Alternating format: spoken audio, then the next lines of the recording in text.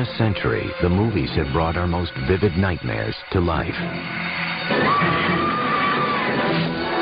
Often, the fear is conjured from fantasy, from imagining the unimaginable. But it's even more frightening when the demons are real. Based on a true story. Just that small phrase that these events actually happened sort of makes the film much more both relevant and much more terrifying. Norman Bates in Psycho. Leatherface in the Texas Chainsaw Massacre. Buffalo Bill in The Silence of the Lambs. Each of these characters had its origins in the same true story, the unspeakable crimes of a single man. His name was Ed Gein. The writers of fiction, who are really good at it, could take Ed Gein and you could make him almost anything you wanted to make him in the world of horror, because he had so much to work with. Gein's crimes were committed against the living and the dead. The depraved acts of a damaged mind, they slashed through the surface of a complacent age, revealing the darkness that lurked just below. His twisted world became America's obsession. And what is at bottom, the story of a boy and his mother, became the template for half a century of horror. There's something about Gein that appeals to the morbid curiosity within all of us. It's so macabre, so bizarre, so deviant that we can't look away. So how long have you known Mr. 7 years? 7 years. What kind of a man did you know him? Well, Manning's a nice man, just like anybody else. The only difference I'd say in the man, he seems to be a little high.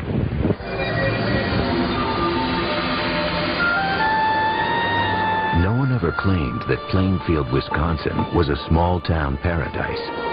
In the fall of 1957, it was home to about 700 people, a quiet, hard-working place on the windswept flatlands of central Wisconsin. They had the main hardware store for that area, a food market. They had a restaurant or two, a saloon. There was nothing that would distinguish it from, probably 100 other communities in Wisconsin. That all changed over the course of one cold weekend, with a mysterious disappearance and a shocking discovery.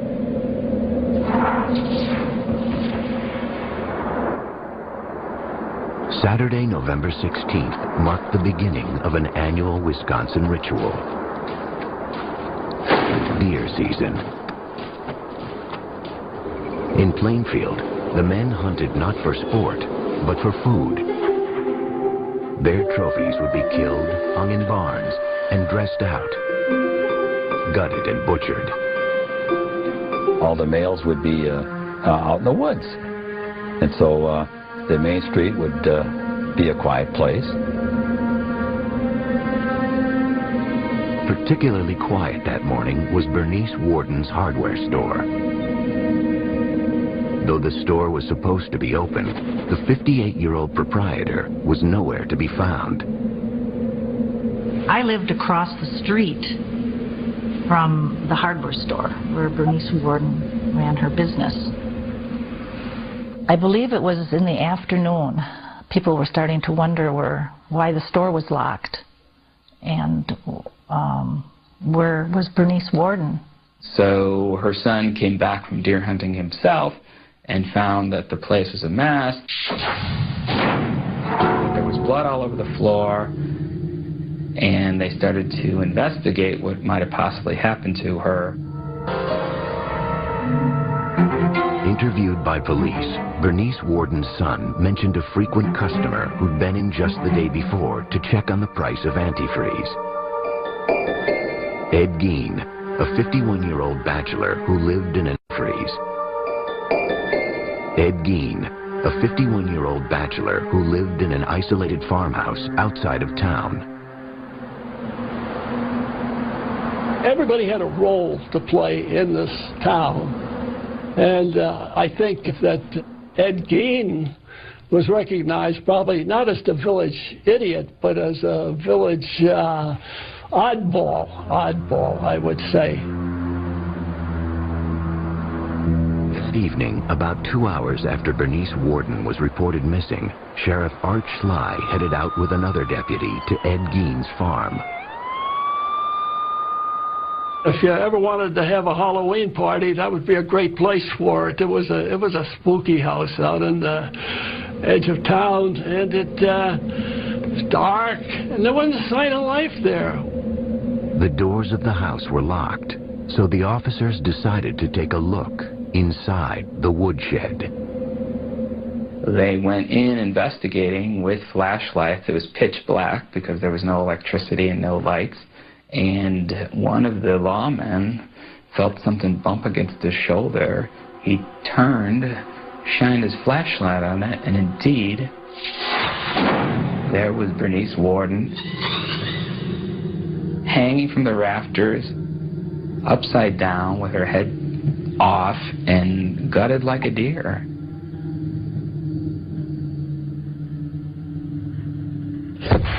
Ed Gein was taken into custody that night. As he sat quietly in his cell at the Waushara County Jail, police continued to search his woodshed and then cautiously ventured into his home. Inside, they would discover a horrific scene. Bernice Worden's gutted carcass, it turned out, was only Ed Gein's latest grim creation.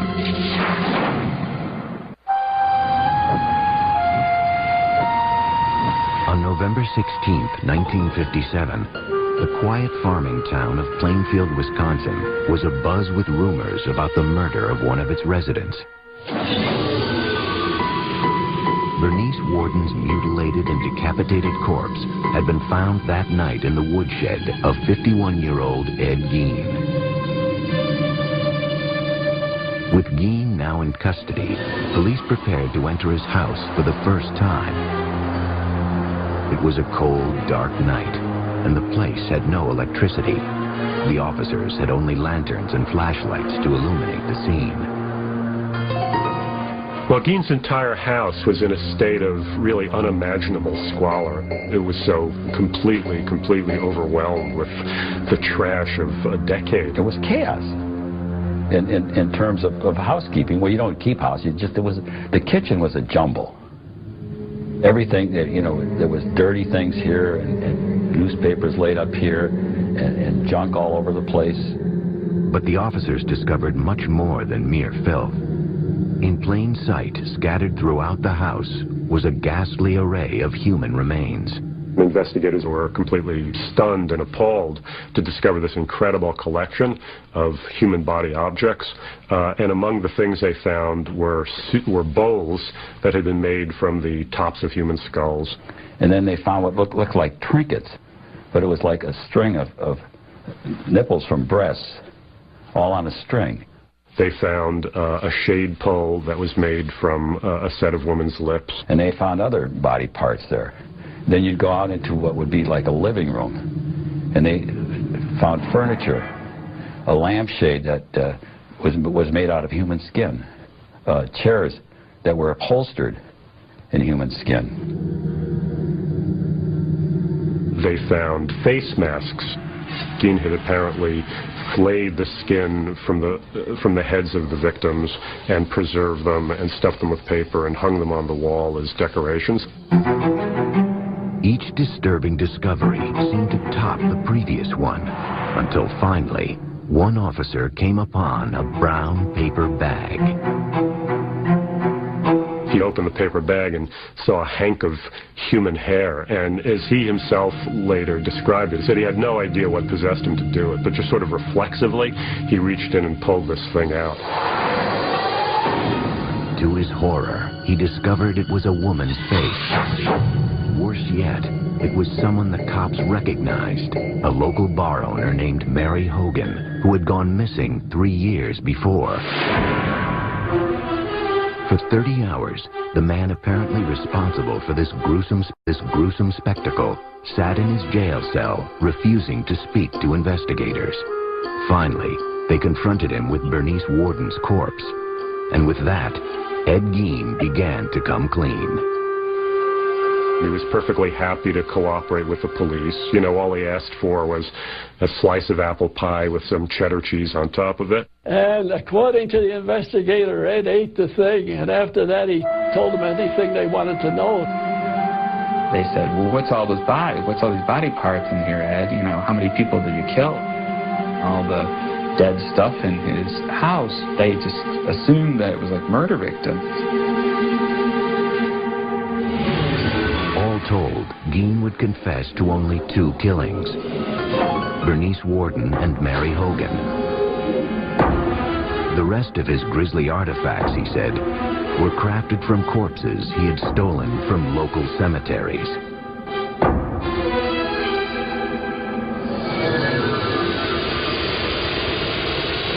Plainfield woke up that Sunday morning to find out what had been living in their community for all these years, and that was Ed Gein. My dad, he couldn't tell us what had happened. He just said, I want you to come in and watch the news tonight with me. And the news came up on the television. He was the person. I just said to my dad, oh my gosh, that's Ed. We were all upset. We were all devastated. We were horrified about what had happened. It was a terrible, horrible thing. It was just such a complete shock, I guess. It was something that was a little bit difficult to talk about. It wasn't just the murder of Bernice Worden that was so disturbing. It was the other terrible things that he did that was upsetting so many people. I mean, this is a guy who had been living in their community almost all his life and been a babysitter for their children, had been eating at their table. Well, look what he did and how he did. They couldn't believe it. Well, I figured he was just perfectly harmless and rather simple. Plainfield's shock would soon be America's. Almost immediately, hordes of reporters descended on the town. It was the beginning of Ed Gein's transformation from anonymous psychotic to cultural icon. And it could all be traced back to the story of his childhood. Because in the words of Norman Bates, a boy's best friend is his mother. In November 1957, the gruesome tale of Ed Gein was making headlines across America. The country's morbid fascination with the man the papers were calling the Mad Butcher of Plainfield was not lost on author Robert Bloch, who was living in Wisconsin at the time. It was exactly the time that the Gein case was breaking in the newspapers, and Bloch immediately recognized that it would be a wonderful basis for a horror story. The result was Bloch's 1959 novel, Psycho, which Alfred Hitchcock would bring to the big screen the following year. The story of Psycho is the story of Norman Bates, a single, deeply disturbed mama's boy, for lack of a better word, who runs a hotel and murders unsuspecting young women who cause him to have any sexual urges or impulses. One of the main things that Bloch took from the Gein case was the psychological relationship between Norman and his mother, which very much parallels that between Annie and his mother. Augusta Gein had been dead 12 years when police entered the house she had once shared with her son. As they worked their way from room to room, searching for clues that might explain what would drive someone to commit such crimes, they came upon a doorway that had been boarded up. And by that time, of course, they had seen so many horrific things, they had no idea what they were going to discover behind the doors of this room. And when they broke it down, what they discovered was that it was a room that was kept in a state of perfect, pristine preservation. And that turned out to be the room of Ed's mother. The bed was made. There was a table, night table. Had a Bible on it. The room was very dusty, musty. The wallpaper was sort of a rose-tinted thing, but it was all kind of discolored. And that was his shrine to his mother. After his arrest, Ed Gein underwent a month-long court-ordered psychological evaluation. It was here that a picture began to emerge of life behind closed doors on the Plainfield farm, and Ed Gein's descent into madness.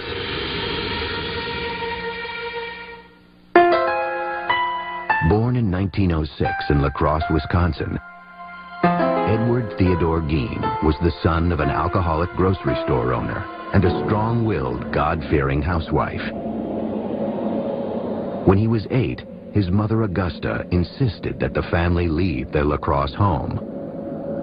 One reason, apparently, she insisted that the family move from La Crosse was because, in her mind, it was like Sodom and Gomorrah. With the proceeds from the sale of their grocery store, the Gein family settled on to a 200-acre farm in Plainfield.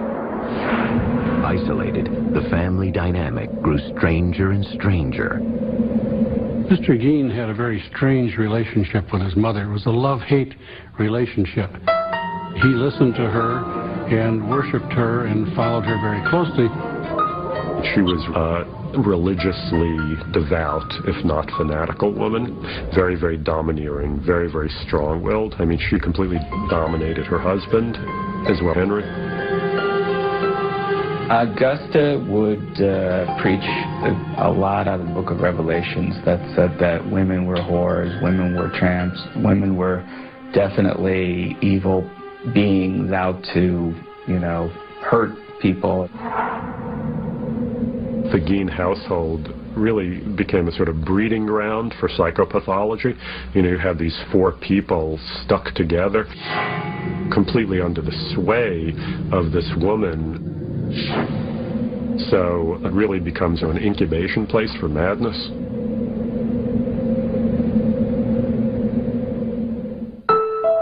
Gein attended school until the age of 14. An unremarkable student, his IQ would later be tested as average. And when he finished school at approximately 7th grade, he just went home then and worked on the farm there. So he did not have contact with the outside world, shall we say, to any extent. In 1940, when Ed was 34, his father died of a heart attack. Now it was just Ed, mother, and older brother Henry. I think Henry was probably a genteel man who worked hard on the farm and tried to please his mother as well. But he wasn't Ed. He had his own ideas of how his life should be led. In May 1944, Henry and Ed found themselves battling a brush fire on their property. According to Ed, the fire got out of control and he lost sight of his brother. He went for the police, and though he told them he didn't know where Henry was, he was able to lead them straight to his brother's dead body. I've heard rumors that there were bruises on Henry's head that weren't ever explained away. But at the time, it was such a big tragedy for the family, it just became, well, they've already been through enough. Ed and Mother were now alone, but their union would be short-lived. Just months after burying her son Henry, Augusta suffered a stroke that left her partially paralyzed. When Mother became ill, had a stroke, and was paralyzed, he cared for her very closely and literally, seemingly worshipped the ground she walked on. Sometime in 1945, Augusta Gein suffered another stroke. She died that December, a devastating blow to her 39-year-old son. His mother had completely undermined his manhood in every way. And at her funeral, he was reacting like a little schoolboy who had just lost his mommy, and just crying hysterically. Everything that he knew in the world seemingly was gone. That was his one link with sanity that was remaining at that point. Until 1945, Ed Gein's world had been entirely defined by his deeply religious and domineering mother. His world had been entirely defined by his deeply religious and domineering mother. Her death that December left him for the first time on his own. Living alone in an isolated farmhouse outside Plainfield, Wisconsin, the 39-year-old earned money by helping the townspeople with odd jobs or working on threshing crews. From the time I was pretty small, Eddie Gein was always just, part of the crew. From where our farm was, he was about 2.5 miles away is all. And we'd get in the car and go over and see Eddie. We'd pull into his yard, and I can still remember doing that. And Eddie would always come out and talk to us in the yard. So we never was in his house or anything like that. He was not the village idiot, that's for sure. The housewives in town, they would trust him. Can you fix this? I got a door that squeaks at, or can you fix the hinge on my door? Sure, I come over. He was a hard worker. When you paid him $1, you had $1.50 worth of work out of him. I mean, he didn't slack off. He wouldn't screw anything up. I think that everybody treated him, even though he was maybe a little, what you'd think, a little different. But Eddie was Eddie. Oftentimes, when the threshing crews broke for lunch, the women would provide them with meals. When you listen now, the women that would talk about it, they felt kind of funny when Ed would look at them. He would give off kind of a funny, it made him uncomfortable the way he would stare at them. Something about his eyes that bothered me. I didn't feel like he was a person I would trust. Strange. Gein had a reputation around town as odd, yet harmless. Behind closed doors, however, he struggled to cope with life after Mother. Psychiatrists who interviewed Gein concluded that during the years after his mother's death, his psychological problems crossed the line into psychosis. Mr. Gein's mother's death affected him tremendously. He had no other person to communicate with or talk with. And consequently, he just turned to his inner fantasies, his other interests, and found that without Mother, he didn't know what he was going to be doing. He would come home to this empty, decaying farmhouse. Again, it was without electricity.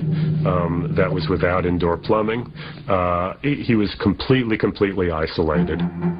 Gein's mother had left him terrified of human contact, of women in particular. His loneliness, however, drove him to seek his own perverse sort of companionship. At some point, Gein said, he began to make nighttime raids on local cemeteries. Ed was a reader of the obituaries. He was fascinated by who had just passed away. Ed would find out when the service was going to be, where the burial was going to be, and as quickly as he could get there in the dark of night, he would go and open that grave and get that body. Mr. Gein substituted seemingly dead bodies for the activities that he had with his live mother before. If Mother was gone, he needed someone who literally could take her place. Gein took these desires to ghoulish extremes. Though it remains a mystery if he ever engaged in either sex with the corpses or cannibalism, some of the discoveries police would later make defied comprehension. There was what the police called a mammary vest, the upper torso of a woman that Gein had taken from the body and preserved and attached straps to. And then there were leggings that had been made from the skin of a woman's legs. And at times, it was reported that he would sometimes walk around with this mammary vest that he had managed to make from female anatomy, and he would attach it to his body. And apparently also sometimes take one of the female genitals that he had removed from a corpse and stick those on himself as well, and pretend to be a woman. Eventually, however, violating the dead was not enough to satisfy Gein's morbid urges. It was around this time that he began patronizing Hogan's Tavern, a local watering hole owned by the bawdy, tough-talking Mary Hogan. That was one bar that hunters would, after you hunt long all day, you generally stop and have a soda pop. And I recall she was very huge and very jovial and joked a lot. Her nickname was Bloody Mary. Mary Hogan was indeed a dirty talker. She spoke in profanity like a truck driver or a sailor or whatnot. I think when Ed Gein saw Mary Hogan, he saw some kind of grotesque, dark mirror image of his mother. On the afternoon of December 8th, 1954, a local farmer stopped into Hogan's Tavern to pick up some ice cream for his daughter. He goes into the bar, and he knew immediately that something was wrong. There was blood all over the floor, and there was money on the floor, and he just turned around and beat it out of there. Mary Hogan was nowhere to be found. When Mary Hogan turned up missing, there was talk about, they said they felt she'd been murdered, and she just was missing, and they just could not find her to go to heck for it. Police explored what few leads they had. Ed Gein was never questioned. No one considered him a suspect. It was too far-fetched to imagine that the quiet, hard-working bachelor could possibly be a killer. I can still remember, somebody said, well, I wonder where Mary Hogan is. Well, he said, she's over by my place. He said, I got her over there. And everybody said, oh, yeah, Eddie, you got her. Yeah, we know Eddie, yeah.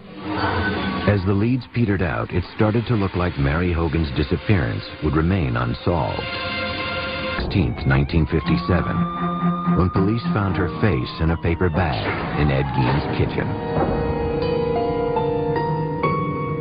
Maybe he felt he wanted to incorporate her into his home, and this was his way of bringing home a bride. But he brought her home as a corpse. As 1957 drew to a close, the people of Plainfield, Wisconsin were still reeling from the nightmare visited on their town. Ed Gein had been charged with the murder of hardware store owner Bernice Warden. But the discovery of his many other hideous offenses had brought instant infamy to Plainfield, along with a horde of reporters from around the world. This was the crime of the country at this particular November in 1957, and it just brought in basically the Western world's press. Had you ever been in the man's house? No, sir. Never been in there. I'd like to talk now. Your name? As the incident wore on and it became so much a front page issue that lots and lots of people were saying, when can it just die down? When can it go away? It was disturbing to the population. We didn't really appreciate all of the media attention. I was stopped on the street once by a reporter from England, but I just said that I had nothing to say and no comments to make and walked on. Outside of Plainfield, a different kind of response was taking hold. The spread of what came to be known as Gein humor. Well, I believe that the jokes sort of was an outlet for how everyone felt and the fear that they felt. One of them was, what was Ed's favorite dessert? And he says, lady fingers. Ed Gein gave his girlfriend a present on Valentine's Day. It was a box of farmers' fannies, you know. There were actually people thrown out of the restaurant in Plainfield for going and ordering Gein burgers and things. On January 6, 1958, hearings began to determine if Ed Gein was competent to stand trial for Bernice Warden's murder. Doctors who had evaluated Gein testified that he suffered from schizophrenia. They said he was prone to hallucinations and delusional thinking and believed he was an instrument of God with the power to raise the dead. You know, he'll talk about the most incredible, extraordinary horrors that are totally inconceivable to any normal person, but he does it in the tone as though he's talking about going to the grocery, you know, to buy his provisions for the week. In the end, the doctors said it all came back to Mother. This is the duality. This is the duality of Gein. You know, part of it was a desire to have the physical presence of his mother back with him in that home. Whereas obviously another part of the motivation had to do with desecrating the corpse.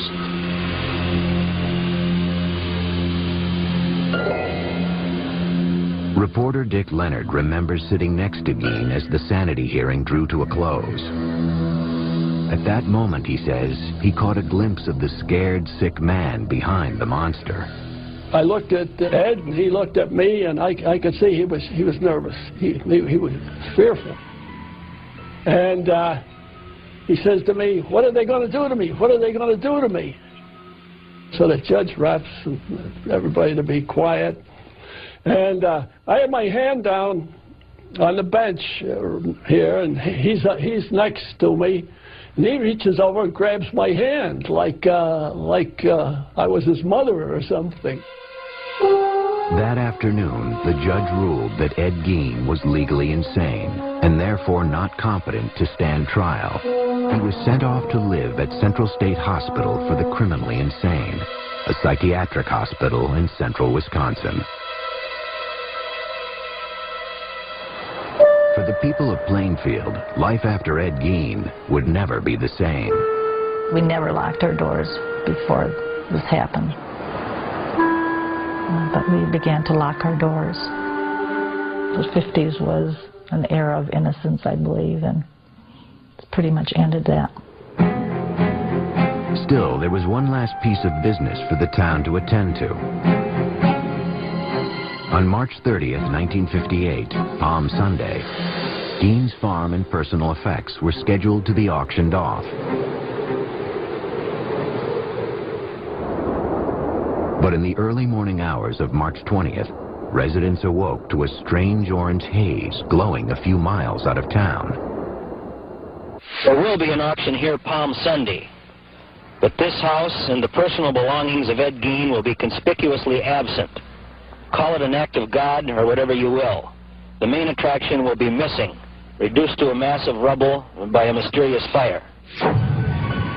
News of the fire reached Gein himself later that morning. I went to Ed's room and I told him that his house had burned down. And he made a gesture just as well, the exact words that he said. In the end, after a brief investigation, the cause of the blaze remained a mystery. Residents of Plainfield were just happy the place was gone. The people in Plainfield were so happy that this house burned down and this was going to go away. We weren't going to be bombarded by the media. We were not going to be having tourists come to Plainfield to see Ed Gein's horror house. The auction of Ed Gein's estate still took place as scheduled on March 30th. Gein's grisly handiwork was not up for sale. All the human remains had been shipped off to the Wisconsin State Crime Lab. Yet that didn't stop hundreds of curiosity seekers from descending on the farm. One of the things sold at the auction was Ed Gein's car, which a very enterprising carny type immediately purchased and started to take on tour. Ed Gein's car used to show up at county fairs, like an exhibit, you know, like the two-headed cow, or, you know, the bearded person, so that that would be an exhibit that you could put a tent around it and charge admission.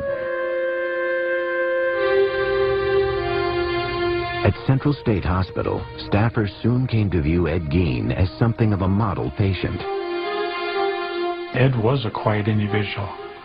He'd go and sit in the corner in the day room, and we had some nice lounge chairs out there, and he'd read the paper there. And, he wouldn't converse too much with other patients. I can remember we used to play cribbage together out in the day room. There were, however, times when Gein behaved oddly.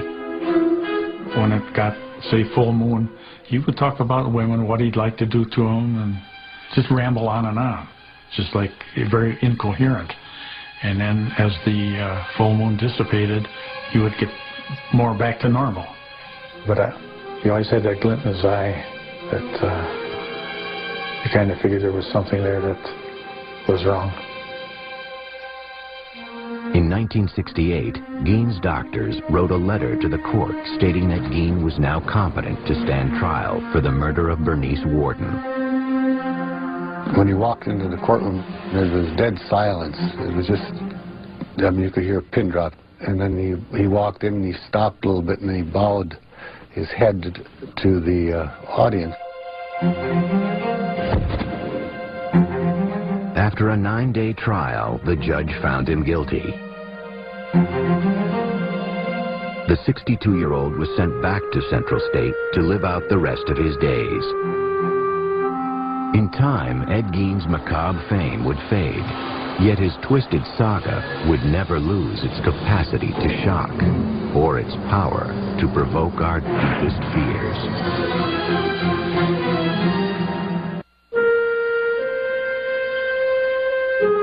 By the early 1970s, an aging Ed Gein was quietly passing his days in a Wisconsin mental institution. He'd go to his room a lot and lay on the bed and kind of daydream. So I don't know what he was thinking about. I couldn't read his mind, but we always had the thought that he was thinking about what he had done. Gein and his gruesome crimes had long since faded from the public consciousness.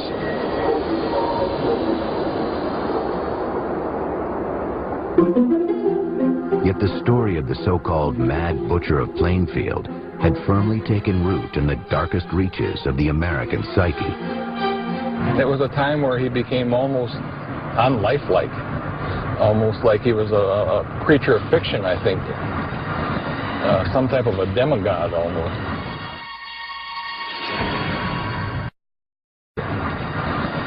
Some type of a demigod almost. My name is Gunnar Hansen. In 1973, I killed 4 people. I was Leatherface in the Texas Chainsaw Massacre. When Texas Chainsaw Massacre was released, it played predominantly in drive-ins. And to say there was an uproar over it would be an understatement. You know, teenagers went in their cars looking for a good time. And what they were exposed to was literally 90 minutes of pure hell. Directed by Tobe Hooper, the film featured a character named Leatherface, who wore a mask made of human skin. During the filming, late one night, Tobe told me that this was based on Ed Gein, very loosely. I mean, what he said was that Ed Gein was the inspiration for the family, that if you take essentially the fact that they made furniture out of bones, that they had skin lamps, that they might be cannibals, and that Leatherface wore a mask, those characteristics were lifted from Ed Gein. What Leatherface really is Ed Gein as a little child would imagine him to be. Because these crimes were real, we had to make Leatherface into this hulking monster who wears a mask of human flesh and wields a chainsaw, instead of being the boy next door who does these horrible things.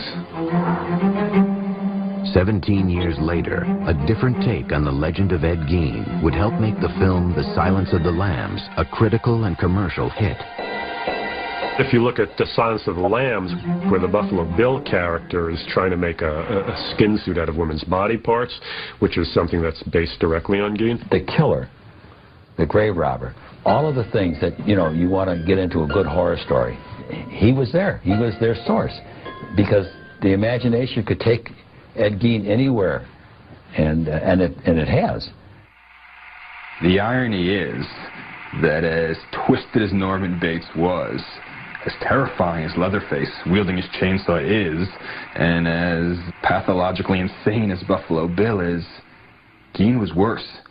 Gein had everything these characters had in spades. 2001 saw the release of a low-budget independent film about the life of Ed Gein. I thought Ed Gein would be a good topic for a movie just because of the mindset of this person. This person who lives by himself with his fantasies and with just his loneliness and his mental illness, eventually steps over the line and becomes a killer. On July 26, 1984, Ed Gein died of respiratory failure. He was 77 years old. There wasn't too much emotion at that time. There wasn't much talk going on in town other than he's gone. He's dead. Ed Gein ended up being buried in the most appropriate place for him, right next to his mother in the Plainfield Cemetery. You know, ever since her own death in 1945, it had been his great dream to get back to her, and finally in death he had achieved that. Sometime after his death, Ed Gein's tombstone was stolen from the ground. It was eventually recovered and is currently being kept in storage at the Waushara County Sheriff's Department.